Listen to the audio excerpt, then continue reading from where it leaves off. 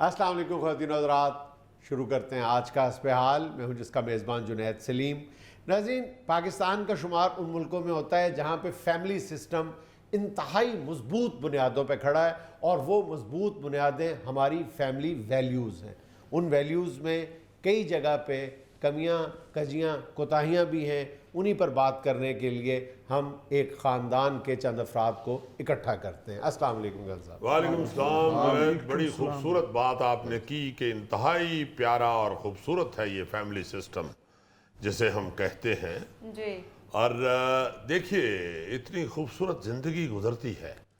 आप जब जुड़ के एक दूसरे के साथ फैमिली सिस्टम के तहत ज़िंदगी गुजार रहे होते हैं, मगर इस इंतहाई प्यारे सफ़र को उस वक्त अचानक ब्रेक लग जाती है जब हम बिल्कुल वाहियात सी छोटी छोटी सी बिल्कुल माइनर सी बातों को पकड़ के रोना रोना शुरू कर देते हैं, या उनकी बुनियाद पे, छोटी छोटी बातों की बुनियाद पे हम अपने ये इतने प्यारे सिस्टम को, इतने प्यारे सफ़र को रोक लेते हैं। आप हैरान होंगे बल्कि परेशान भी होंगे कि क्या मसला लेके आज ये कर्नल साहब आ गए हैं अपने शो हस्ब हाल में। जुनैद, एक दौर था जब इकट्ठे बैठते थे तो दुख सुख बांटे जाते, हमदर्दियां एक दूसरे की हासिल की जाती थी, एक दूसरे की मोहब्बतें ली जाती थी।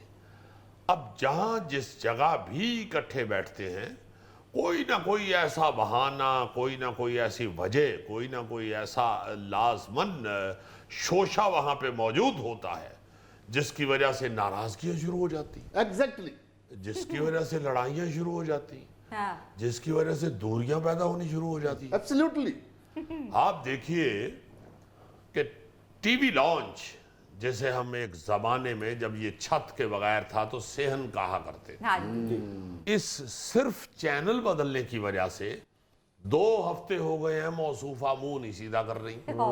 भाई आप भी ड्रामा देख रही थी, उन्होंने आके अपनी मर्जी का ड्रामा लगा लिया। हाँ। मौसूफा को वो ड्रामे पसंद हैं जिसमें बहू को चुड़ैल पेट किया जा रहा हो, और बहू रानी को वो ड्रामे पसंद हैं जिसमें सास को चुड़ैल से को 2 दर्जे ऊपर का ओहदा दिया जा रहा हो। अब खुदा रहा इन छोटी छोटी बातों पे आप अपने घर का माहौल तो ना खराब कर ले। हाँ। क्या कर रहे हैं आप? और जब मौसूफा अपना ड्रामा देख रही हो जिसमें बहू नेगेटिव दिखाई जाती है, या बहू जो है वो बदतमीज या साजिशी सी दिखाई जा रही होती है, साथ साथ लाजमन कमेंट्री कर रही होती हैं कि ये होती ही ऐसी हैं, बेड़ा गर्क कर देती हैं घर का, और मालूम है कि पास बहू बैठी हुई है। बल्कि साथ अक्सर सासें या बहुएं ये भी कह रही होती हैं अपने अपनी मर्जी के ड्रामे देख के, ओ ये तो हमारे घर की कहानी लग रही है। जी जी, कहानी घर घर की। हाँ। और उस तरफ भी कोई कम नहीं है, बेटी भी अल्लाह के फजल से बड़ी प्यारी बच्ची है हमारी। हमने तो भाई, मैंने तो कम से कम हमेशा बेटी समझा है, मैंने कभी बहू नहीं समझा। मगर नहीं बाज आती हैं बच्चियां भी आजकल की कि अगर सास को नेगेटिव दिखाया जा रहा है ड्रामे में, हाँ। तो भाई क्या हंसने की जरूरत है, ये क्या कहने की जरूरत है कि ये तो बिल्कुल हमारे वाला ही हाल है। हाल है। हाँ। बिल्कुल। चलो शुक्र है 25% ही सही, आपने मेरी साइड तो ली। ऐसे मत कहो, तुम्हारी बड़ी बहन जब आके तुम्हें बेइज्जत करती हैं तो वाहिद घर में वोट आपका मैं ही होता हूँ। मैं ही उनको बता रहा होता हूँ कि नहीं आपी इतनी डरावनी नहीं है जितनी आप समझ रहे हैं। इसीलिए जुनैद साहब, मुझे टीवी में सिर्फ एनिमल चैनल पसंद है। इसलिए कि वहां पे हथनी किसी की सास और गुलहरी किसी की बहू नहीं होती।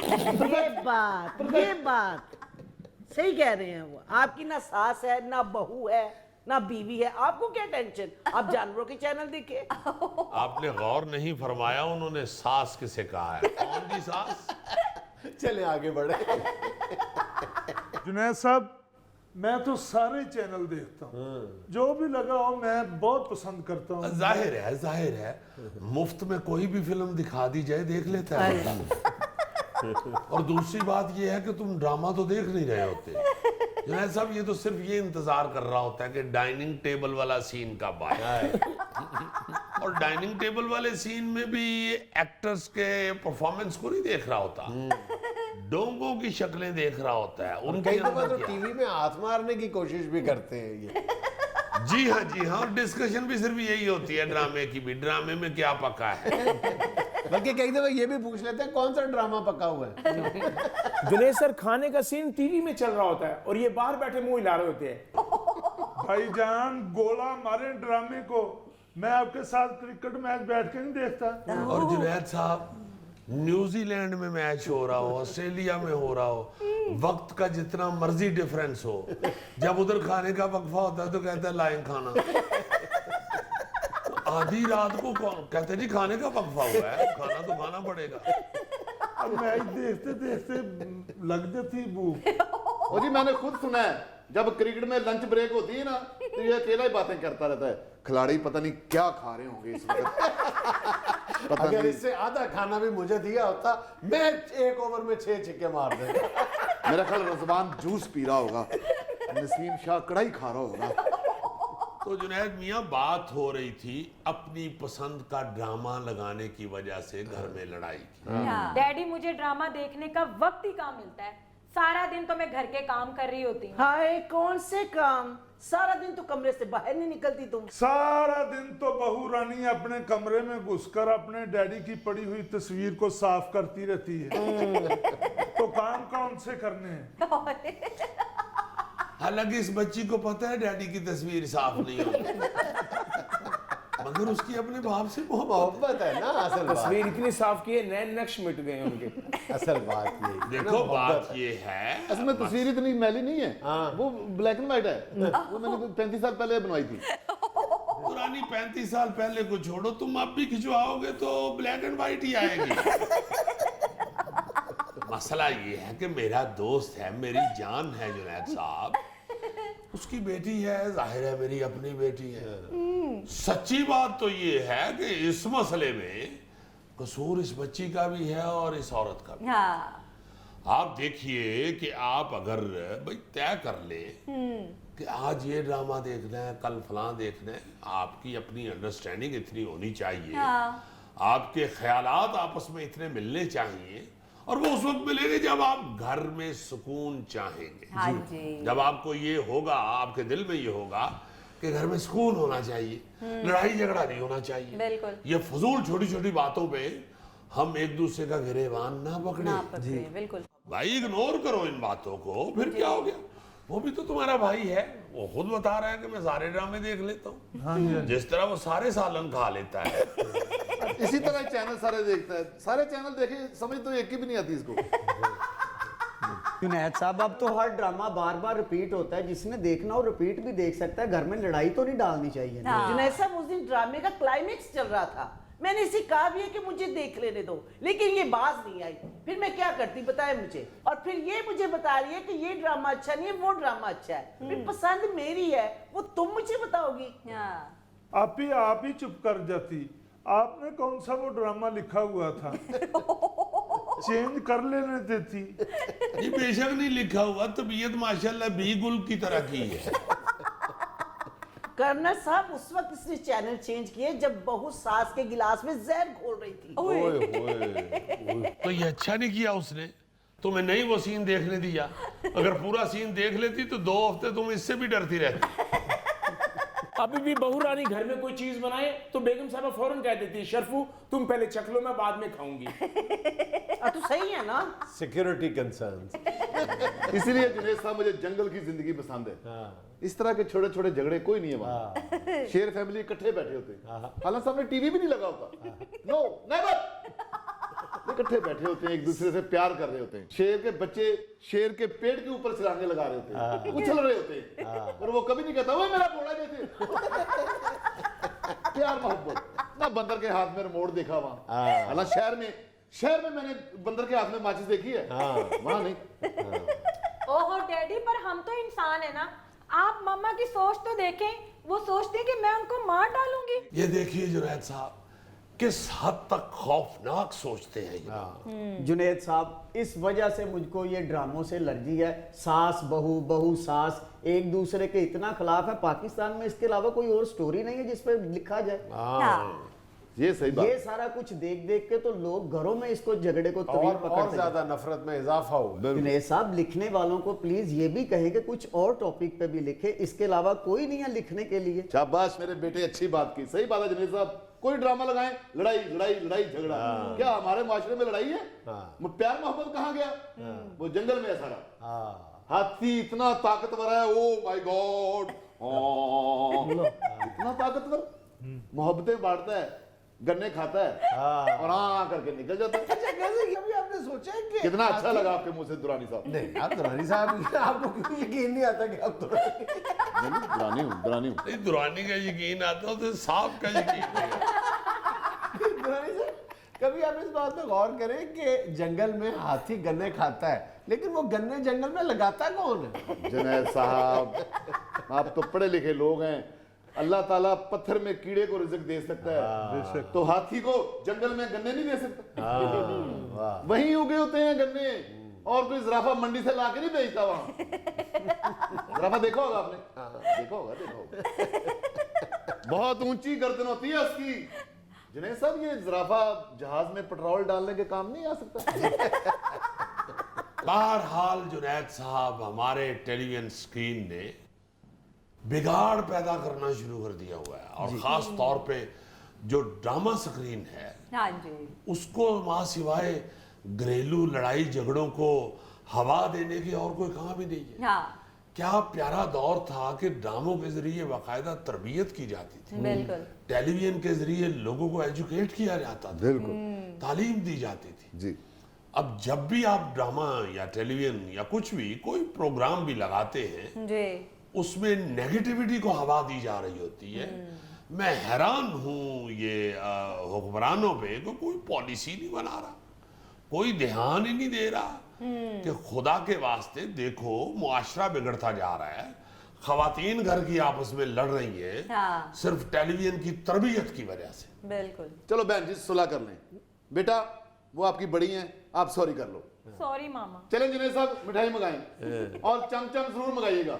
चीता बड़े शौक से चमचम खाता है। जब खा रहा होता ना चीता चमचम, तो पूंछल से चम चम चम कर रहा होता है। इसलिए तो शायर ने कहा, मैं चम चम नचदी फिरा, मैं चम चम नचदी फिरा।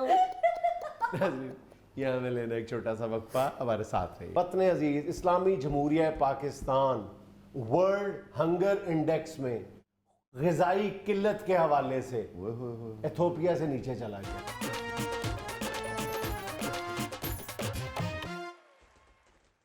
भाईजान, आज जब हम शो के लिए आए हैं ना, तो मैंने आते ही देखा है मेरे यारे मन गोगा जी का चेहरा बकायदा ग्लो कर रहा था। मैंने चेहरे पे आज बकायदा नूर देखा है गोगे। इन्हीं मुझे दूर से देख के पता चल रहा था कि इसको कोई बहुत बड़ी खुशी मिली है। तो मेरे करीब आके कहता है कि भाईजान आज किस होटल च सानू लेके जा रहे हो? मुझे फिर भी समझ नहीं आई। मैं कहा क्यों वलीमा है तुम्हारा? मतलब क्यों लेके जा रहा हूँ? तो भाई तो नहीं पता आज की दिन है।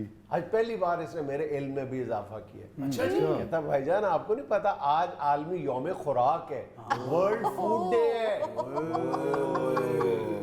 Oh, happy birthday to you. Happy इस दिन के लिए तो यही पैदा हुआ, इसलिए हैप्पी बर्थडे। थैंक यू जी। गोगे और खुराक का चोली दामन का साथ है। नहीं नहीं नहीं, चोली दामन का नहीं, 24 घंटे का साथ।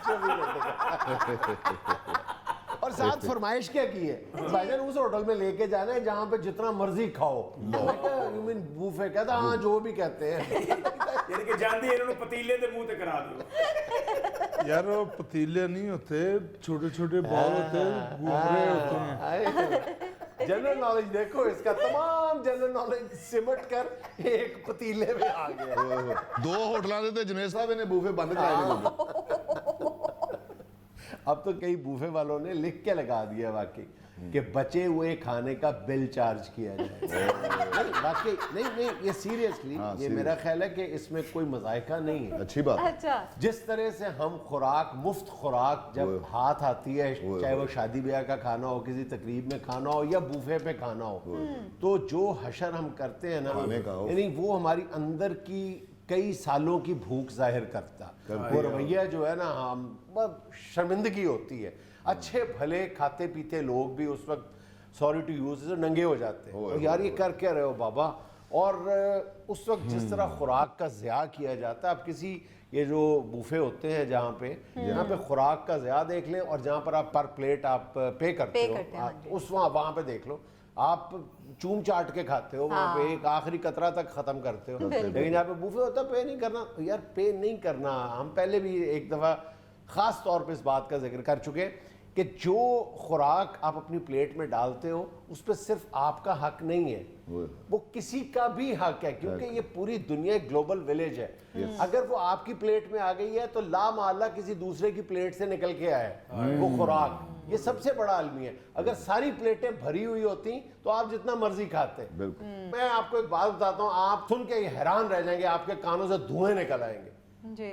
आप ये बताएं कि जब भी कहत का जिक्र आता है तो किस मुल्क का नाम ज़हन में आता है? इथोपिया। इथोपिया, इथोपिया का नाम ज़हन में आता है ना। ठीक है, कज़न है मेरे। इस वक्त पाकिस्तान वतन अजीज इस्लामी जमहूरिया पाकिस्तान वर्ल्ड हंगर इंडेक्स में ग़िज़ाई किल्लत के हवाले से इथोपिया से नीचे चला गया। ओह माय गॉड, आप यकीन कर सकते हैं ये बात मेरी? हम इथोपिया से नीचे चले गए, हम कीनिया से नीचे चले गए, हम बांग्लादेश से नीचे चले गए।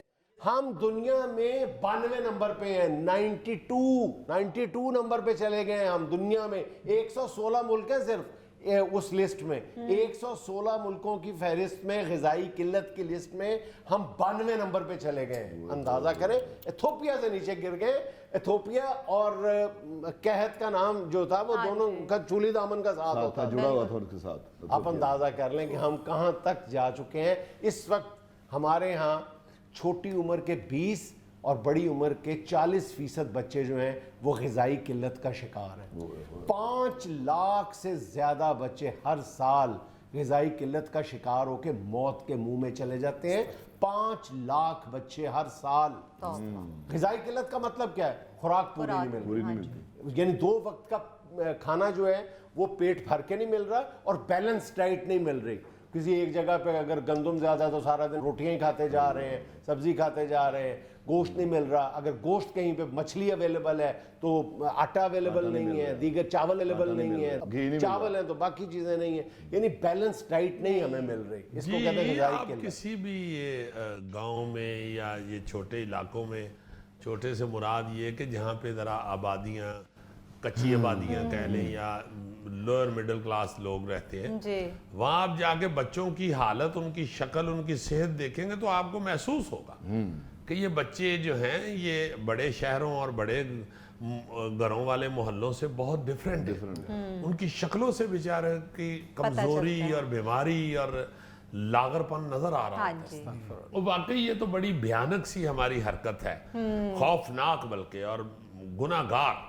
देखिए हम मुसलमान हैं और मुसलमान होने के नाते जो खुराक की इज्जत और जो उसको संभालना, उसको भूखे तक पहुंचाना जिस कदर हमें ऑर्डर है हमारे मजहब में, वो किसी और में नहीं है। तो हम लोग तो खुराक का बेड़ा गर्क कर रहे हैं और ज़ाया बहुत कर रहे हैं। ये वाकई बहुत बड़ा अलमिया है। ये जो मैं भाईजान अर्ज कर रहा हूँ ना कि एक प्लेट अगर बहुत ज़्यादा भरी हुई है और एक खाली है, तो ये जो भरी हुई है ये असल में इसका जो निस्फ है या जितने % भी है वो उस खाली प्लेट में होना चाहिए। वो क्यों नहीं है उसके आप आदाद शुमार देख लेना।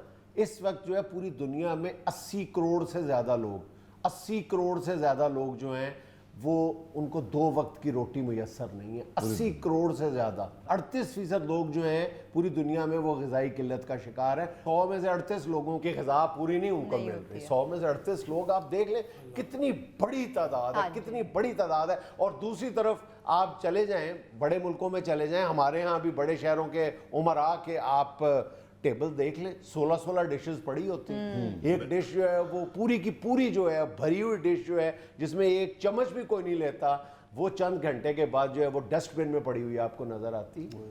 और अगले दिन ताज़ा 16 डिशेस बन रही होती हैं। ऐसे घर भी हैं, ठीक है, और ऐसे घर भी हैं कि जहाँ पे महीनों गोश्त की शक्ल तक देखने को गुजर जाते, वो बेचारे गोश्त की एक बोटी उनको नसीब नहीं होती। ये भी जी जी सर, ये आप गुलबर्ग डिफेंस के बेशुमार ऐसे होटल हैं जी। जहाँ पे पर पर्सन जितने पैसे दिए जाते हैं हाँ जी, उससे हफ्ते की रोटी पक जाती हाँ। है। गरीब आदमी की बेचारे की एक हफ्ते की रोटी पक जाती बेशक है। इतने ज्यादा पैसे ले रहे हैं और लोग वहाँ जाते हैं और वो खाते हैं।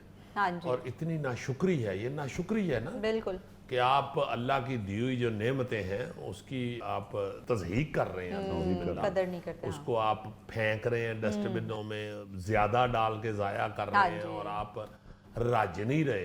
अच्छा, आप देखें कि ग़िज़ाई किल्लत जो है कि एक मुल्क के पास खाने के लिए वाफिर मिकदार मौजूद नहीं है, ग़िज़ाई किल्लत का शिकार हैं बच्चे भी, बड़े भी, मर्द भी, ख़वातीन भी। तो उसकी मुख्तलिफ मुल्कों में मुख्तलिफ वजूहात हो सकती हैं ना। हमारे यहाँ जो हैं दो बड़ी वजूहात जो अक़वाम मुत्तहिदा डायग्नोज करता है कि पाकिस्तान में ग़िज़ाई किल्लत की दो बड़ी वजूहात हैं। एक है खुराक का ज़िया और दूसरा है कम पैदावार। कम पैदावार यानी हम तो दुनिया को खुराक देने वाले मुल्क में होने चाहिए ना, हमें ज़रूरी मुल्क है, हमें तो हर चीज़ एक्सपोर्ट करनी चाहिए। इतना पोटेंशियल मौजूद है, अफरादी क़ुव्वत मौजूद है, काबिल काश्त ज़मीन मौजूद है, लेकिन उसके बावजूद हमें दूसरे आके बता रहे हैं कि आपको दो मर्ज़ लाहक है। एक आपका मर्ज़ जो है वो आपकी कम पैदावार है। कई सालों से हम सुन रहे हैं कि गंदम की फ़ी एकड़ पैदावार जो है वो 40 मन है, कई सालों से सुन रहे हैं। हिंदुस्तान हमसाया मुल्क 60 मन से ज़्यादा बढ़ गया है, ठीक है, और ऑस्ट्रेलिया जैसा वो 65 मन से बढ़ गया है। अमेरिका, ब्राज़ील और कई मुल्क जो हैं वो 80 मन से, यानी जितनी जगह से हम 40 मन ले रहे हैं, दूसरे तरक्की याफ्ता मुल्क उतनी जगह से 80 मन पैदावार हासिल कर रहे हैं। हमने कभी गौर ही नहीं किया, हमारे जो रिसर्च के इदारे हैं पता नहीं भंग पी के सोए हुए हैं। कई बार हम इसकी मरसिया खानी कर चुके हैं कि अल्लाह का वास्ता, अल्लाह का वास्ता, ये कभी इनसे पूछा जाए ये जितने भी हैं, जितनी अजनास पाकिस्तान में बिकती हैं ना, कई अजनास तो ऐसी हैं कि एक एक जिन्स जो है उसकी रिसर्च के लिए कई कई इदारे मौजूद हैं। चाय से लेकर गंदम तक आपको हर जिन्स के ऊपर स्पेसिफिक उसका एक रिसर्च इंस्टीट्यूट मिलेगा। कपास, गंदम ये और जो चावल है इन पर तो दर्जनों की तादाद में मिलेंगे ना। ये जो बाकी हैं इन पर भी आपको हर जिन्स पे आप जस्ट आप नेम द क्रॉप, मैं आपको बता दूंगा कि इसके लिए भी एक रिसर्च इंस्टीट्यूट है मौजूद है, ठीक है। लेकिन उनसे आउटपुट पूछी जाए तो वो फिर घुमा फिर आके बात करते हैं, नहीं जी वो पहले ऐसे था, वो ऐसे था। नटशेल बताओ यार इजाफा कितना किया है पैदावार में, नहीं जी वो तो नहीं हुआ, तो वो नहीं हुआ तो आप घर जाओ, कोई पूछने वाला नहीं है। बरसा बरस से आप इस मुल्क को जोंकों की तरह चिमटे हुए हो, घर जाओ। लाइफ स्टॉक में भी यही आलम है और एग्रीकल्चर में भी यही है और दीगर शोबों में भी यही है। जितने रिसर्च इंस्टीट्यूट हैं सवाए तनख्वाहें और अलाउंसेस लेने के, टीएडीए खाने के अलावा कोई दूसरा काम ही नहीं करते। ये जो खुराक का ज़िया है ना, ये हमारा खेत से शुरू होता है और रेस्टोरेंट तक जाता है। ये जो हम जिन होटलों की बात कर रहे हैं ना, ये मामला खेत से शुरू होता है। खेतों में हम जब फसल चुनते हैं उस वक्त से लेके आखिर तक जगह जगह पे खुराक जो है हम ज़ाया करते चले जाते हैं। फिर खुराक का स्टोरेज का हमारे पास दुनिया के मुकाबले में दुनिया कहाँ से कहाँ पहुँच गई है, हम खुराक को ज़ख़ीरा ही नहीं कर सक रहे। हमें सिर्फ दुनिया में एक खुराक ज़ख़ीरा करनी आती है और वो है कुर्बानी का गोश्त, बस। वो हम बड़े अच्छे तरीके से ज़ख़ीरा करते हैं, उसमें हम मास्टर हो गए हुए हैं। बाकी हमें खुराक ज़ख़ीरा करने के लिए हुकूमती सतह पे और काश्तकारों को अपनी खुराक, अपनी जो पैदावार है वो महफूज करने के लिए, अब ये देख लें, ये जो सी फूड है, कौन सा मुल्क है जो मुकाबला कर सकता है हमारी सी फूड में? लाइफ स्टॉक है, कौन सा मुल्क हमें कम्पीट कर सकता है? कोई दूसरा मुल्क पैदा ही नहीं हुआ जो हमें कम्पीट कर सके। इतना पोटेंशियल है पाकिस्तान में, यकीन करें, लाइफ स्टॉक में, ठीक है। लेकिन क्या हम दूध को महफूज रख सकते हैं? क्या हम गोश्त को महफूज रख सकते हैं? बिल्कुल नहीं। हमने कभी इस तरफ तवज्जो ही नहीं दी और ना इनकी पैदावार। अभी तो ये देखें, अल्लाह का शुक्र अदा करें कि ये पोल्ट्री आ गई है, ये ब्रायलर आ गया, इसने हमें भूख से बचा लिया है। और अगर ये ना आता, अगर हम आज तक छोटे और बड़े गोश्त के चक्कर में पड़े रहते ना, तो हमें भी महीनों बाद गोश्त नसीब होता। नाज़रीन, यहाँ में लेना एक छोटा सा वक्फा, हमारे साथ रहिएगा। एक नहीं जुनैद साहब बड़ा टेढ़ा अंग्रेज आए थे, आपको पता है, टीम में एक्स्ट्रा भी होती है 11 के अलावा, और उसके बावजूद हमने जुनैद साहब टेढ़ा पकड़ लो नहीं दी। तो आपको कहना चाहिए कि Aslam you are doing well.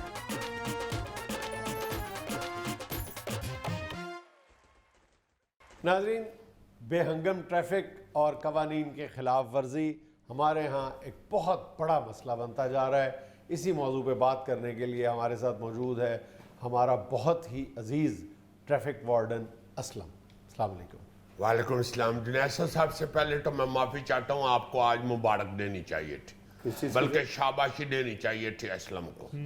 आपने देखा पिछले दिनों अभी मैच हुआ है जो अंग्रेजों के साथ लाहौर के अंदर, कहीं किसी जगह हमने ट्रैफिक नहीं ब्लॉक होने दी। आपको इस बेहतरीन प्लानिंग के ऊपर हमें पहले सबसे शाबाश देनी चाहिए। क्या बात I am है, sorry। क्या बात है। हालांकि देखें आप अंग्रेज आए थे और वे भी चिट्टे सफेद और इधर जब चिट्टे सफेद अंग्रेज फिर रहे होते हैं तो सारा लाहौर उनको खड़ा होकर देखता है, और जब लोग चलते हुए खड़े हो जाते हैं तो ट्रैफिक की प्रॉब्लम होती है। उसके बावजूद हमने एक नहीं जुनैद साहब 12 टेढ़ा अंग्रेज आए थे। आपको पता है टीम में एक्स्ट्रा भी होती है 11 के अलावा, तो उनका कोच भी अंग्रेज ठग चिट्टा सफेद, और उसके बावजूद हमने जुनैद साहब ट्रैफिक रोकने नहीं दी। तो आपको कहना चाहिए कि Aslam you are doing well. You are doing well. Thank you. एक दफा मेरा नाम यू आर लेके डूइंग मेरा well Aslam. Aslam is doing wonderful job. वाह, थैंक यू, थैंक यू। उसके बाद जो आपने बात की है कि हम वाकई ट्रैफिक की पाबंदियां नहीं करते, बिल्कुल उस हवाले से जुनैद साहब आप अक्सर कहते हैं कि जब अफसर तब्दील होते हैं तो साथ ही कवानीन भी ट्रैफिक के तब्दील हो जाते हैं। कवानीन नहीं तब्दील होते, कैंपेन तब्दील हो जाती है। एक अफसर आता है, उसको शौक चढ़ता है नाजायज़ पार्किंग के खिलाफ चलान का। दूसरा अफसर आता है, वो कहता है जी हेलमेट पहनना ज़रूरी है। तीसरा अफसर आता है, वो कहता है जी काले शीशों के खिलाफ कैंपेन। जी। हर अफसर अपने साथ एक कैंपेन लेके आता है क्या? और वही अफसर अपने साथ वही कैंपेन वापस लपेटते हैं। आप ठीक करे, ठीक करे, वही मैं बात कर रहा हूँ। आपने प्रोग्राम शुरू होने से पहले मुझे कह दिया था कि Aslam it is very bad. मैं आपको बताने ये लगा हूं कि होता क्या है जी। होता ये है कि एक जब अफसर आके कहता है, उसको देखे देखे हार्ड बंदा इंसान होता है, हार्ड के साथ कुछ ना कुछ उसके हार्ड बीटी होती है। आप हर जुल्फी तुम में भी हड्डियां तो हैं ही, मांस पे शक नहीं है, हड्डियां तो हैं ही। तो उस हवाले से मैं कह रहा हूं कि जो हार्ट बीटी होती है ना, वो इंसान के जिस्म पे, इंसान के दिमाग पे, इंसान के दिल पे छा जाती है। कोई बेचारा ऐसा अफसर आता है जो हेलमेट ना पहनने की वजह से कोई हादसे में मरता हुआ बंदा देख लेता है, वो फिर कहता है कि खुदा के वास्ते हेलमेट पहने और अपनी जान को बचाए। देखें जुनैद साहब, अगर लोगों को सख्ती की जाती है कि हेलमेट पहने, तो इसमें ना वार्डन का फायदा है ना सीटीओ साहब का। और अगर कोई ट्रैफिक वार्डन कहता है कि या आके अफसर कहता है, सीटीओ साहब कहते हैं कि भाई काले शीशे ना लगाएं ताकि पता लगे कि गाड़ी के अंदर कौन बैठा हुआ है, उसकी वजह ये होती है कि लोग गाड़ी के अंदर 2 नंबर काम भी करते, सारे नहीं करते, मगर एक आदमी जो करता है या कोई गलत आदमी जो एंटर हो जाता है पुलिस वाले के से बचा के शहर के अंदर, आप क्यों मुस्कुरा रहे हैं? नहीं, स्टोरी को संभालते हूँ मैं अब है कि साढ़े नहीं करते ये जो कहना पड़ता है ना, 60 जो शरीफ लोग हैं उनकी दिलाजारी तो नहीं करनी। तो पुलिस वाले पैसे नहीं खाते, वार्डन पैसे नहीं खाते, साढ़े नहीं खाते। ये बात है, ये बात है, साढ़े नहीं खाते। अब वो नजायज ही पार्किंग बनाई हुई हैं, सड़कों पे बनाई हुई हैं, ये क्या? देखें गौरी साहब, पहली बात मैं आपको पहले जरा बता लूं। अच्छा, अब कोई अगर सीटो साहब आके कहते हैं कि काले शीशे नहीं होने चाहिए गाड़ी के, तो किस लिए उनको कोई बिल तो नहीं आ रहा? अगर शीशे काले हैं तो सीटीओ साहब को बिल तो नहीं आ रहा? अगर शीशे काले हैं तो सीटीओ साहब को खारिज तो नहीं हो रही? भाई ये तो लोगों की बेहतरी के लिए सीटीओ साहब कह रहे हैं कि खुदा के वास्ते काले शीशे नहीं होने चाहिए, पता होना चाहिए कि गाड़ी के अंदर कौन बैठा हुआ है, कौन नहीं, और क्या कर रहा है। मुंह से आप अलहदा बात करते हैं, आंखों से आप अलहदा बात करते हैं। नहीं, ये यही तो बात कमाल है इसका। इसकी तो इसी बात पे प्रमोशन हो जानी है। अच्छा, अच्छा, कब हम यहाँ पे 3-3 फूल देखेंगे? यार बात तो सुन ले खुदा के बात। जी जी, फूल तो अब अडीक के तो अब माली बुड्ढे हो गए हैं।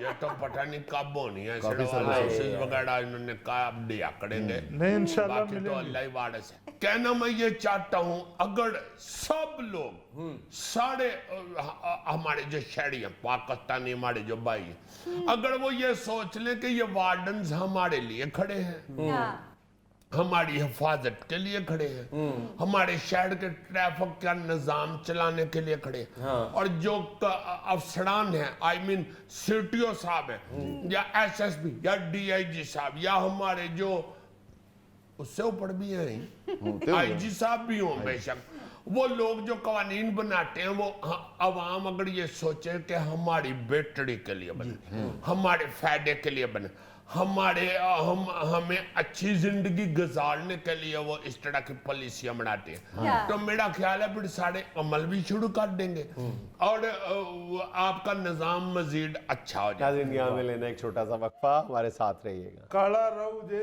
देखो किस तरीके दे नाल खज्जल हो रहा है। और काला राव नु एचीसन च दाखिल करा दी।